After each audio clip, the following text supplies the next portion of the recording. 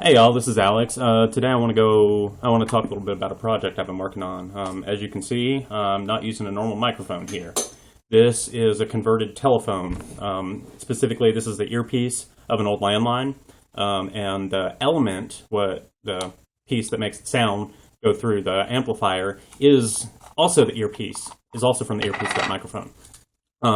So this is how I bought this, and if you go to a thrift store, you can unscrew this and see if the element is in order, if it's in the phone. So just unscrew this, you'll see this element, and all I did was wire an input jack to the back of this.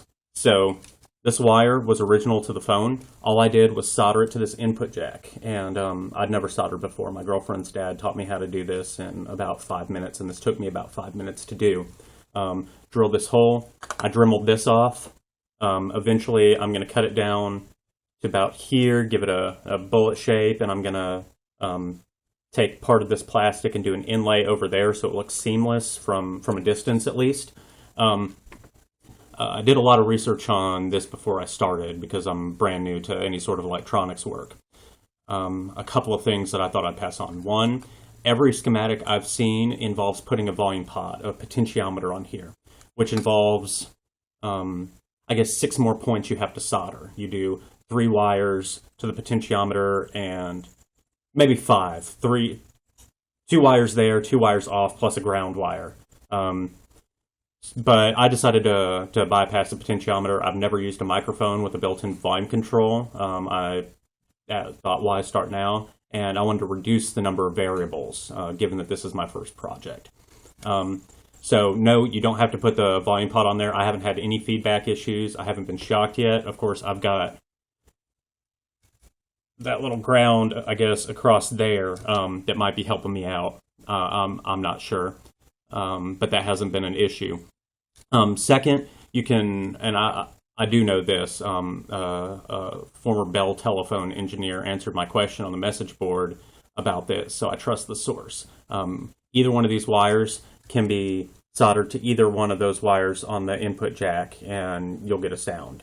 Another question I've seen, yes, you can use the earpiece and the mouthpiece. In this case, I was able to recover the earpiece element, but the mouthpiece element got broken or overheated during soldering. It was a magnetic one, so I had more luck with the earpiece, but in theory, either of them will work. So in theory, I paid $3 for this microphone. I could have gotten 2 usable mics out of it. Now, the other interesting thing is the setup I'm using with it. You know, you heard that I had a little bit of grit. You know, it didn't sound like Little Walter, but I think it sounds all right. I hope it translates to the camera. I'm using a Roland Microcube, a solid state amp, and look at these settings, specifically bottom right. You see I'm using the mic channel, which means I'm getting very, very little tonal coloration from the amplifier itself. So all that grit was from the mic element. So it's a really dirty element, I guess a really high impedance element. I put a little delay on it, as you could hear, but all that grit is coming through the mic. Let me see if, I guess talking into it is a, sorry about this. Let me see if I can get this set up, give you a little demo. So I guess its functional use is pretty limited to Chicago-style blues harmonica. You're not going to sing through this, but check. That's all the mic. I wish I could A/B it with a clean mic so you can hear just how stark that is, just how much grit is being imparted by that mic element. But it does the job. I put $5 worth of parts into it and maybe half an hour's worth of labor. I thought it turned out really well, especially for a first project, and I encourage anyone to give this a try. Ask me questions. Obviously, I'm not a electronics expert, but I hope that's encouraging. I hope those of you out there who haven't soldered before will give this a try, especially given the enormous costs of buying a bullet microphone.